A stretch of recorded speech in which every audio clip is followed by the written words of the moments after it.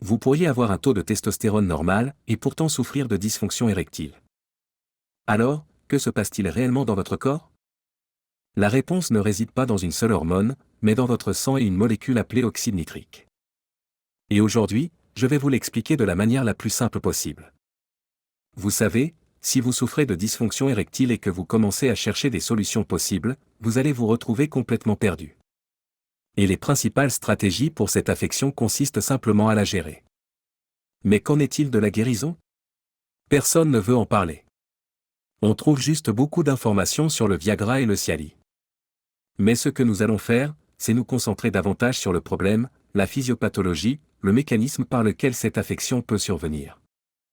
Nous voulons essayer de comprendre la cause profonde de ce problème afin que vous puissiez le résoudre.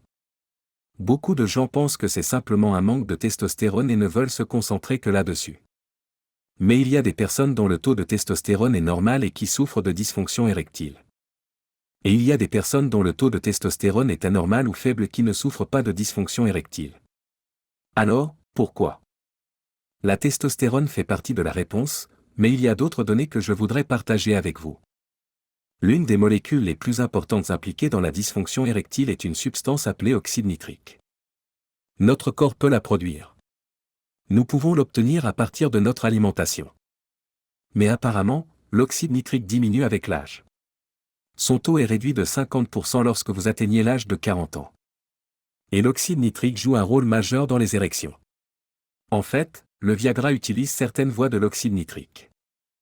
La cause la plus probable de la dysfonction érectile est donc liée à une carence en cette molécule, l'oxyde nitrique.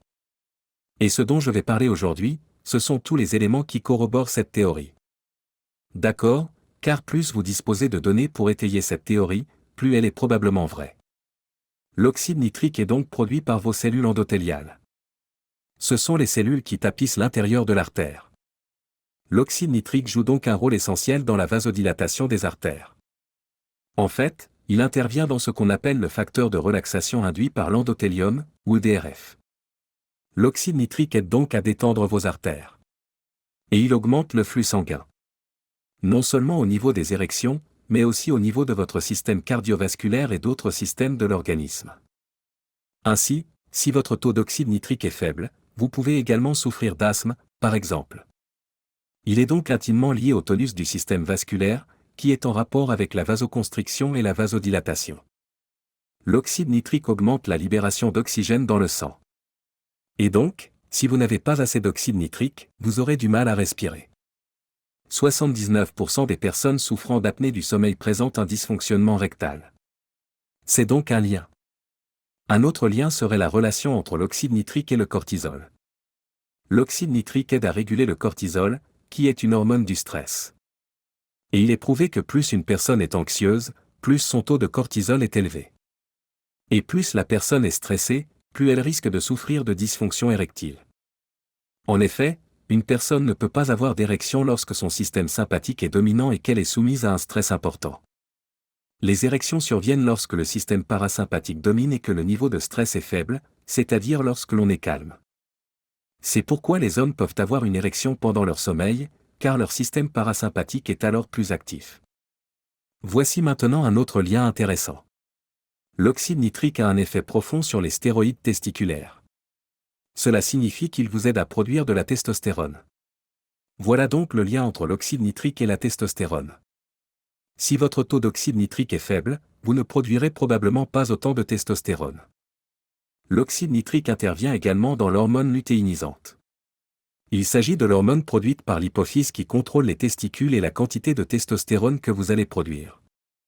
L'oxyde nitrique est également étroitement impliqué dans les cycles de sommeil, y compris le sommeil paradoxal.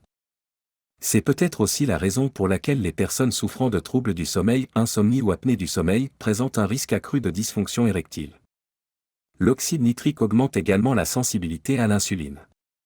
Cela explique aussi pourquoi un diabétique qui présente toujours une résistance à l'insuline souffre généralement aussi de dysfonction érectile. Je veux dire, si vous y réfléchissez, quel est l'effet d'un taux de sucre élevé à l'intérieur de vos artères? Il détruit la couche endothéliale. Et diminue ainsi la quantité d'oxyde nitrique produite. Les personnes sous statine ont généralement un taux de testostérone plus bas ou courent un risque plus élevé de dysfonction érectile. Cela pourrait s'expliquer par le fait que les statines bloquent le cholestérol, qui est un précurseur de la testostérone. La grande question est donc, comment augmenter l'oxyde nitrique? Existe-t-il un moyen de le faire naturellement? Et la réponse est oui. Tout d'abord, vous pouvez commencer à pratiquer ce qu'on appelle la respiration nasale. Commencez à respirer par le nez, et non par la bouche. Apparemment, cela permet d'augmenter l'oxyde nitrique. De plus, vous pouvez augmenter de 20% la libération d'oxygène dans votre sang en respirant par le nez, car la résistance est plus importante. En fait, la résistance est 50% plus importante lorsque l'on respire par le nez que par la bouche. Et apparemment, cela augmente l'apport en oxyde nitrique vers vos poumons et le reste de votre corps. Cela vous aide également à libérer de l'oxygène. On pourrait penser que l'on respire moins, mais en réalité, on libère plus d'oxygène lorsqu'on respire par le nez. Maintenant, le deuxième point est la pratique régulière d'une activité physique.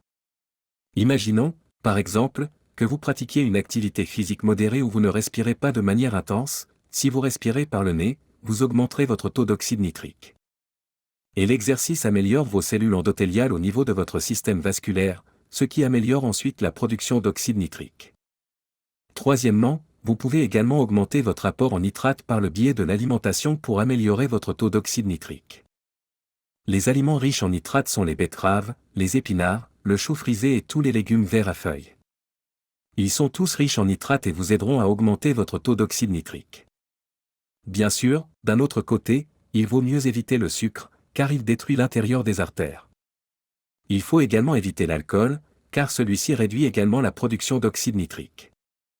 Vous devriez également essayer de réduire votre niveau de stress, car le stress peut également inhiber la production d'oxyde nitrique.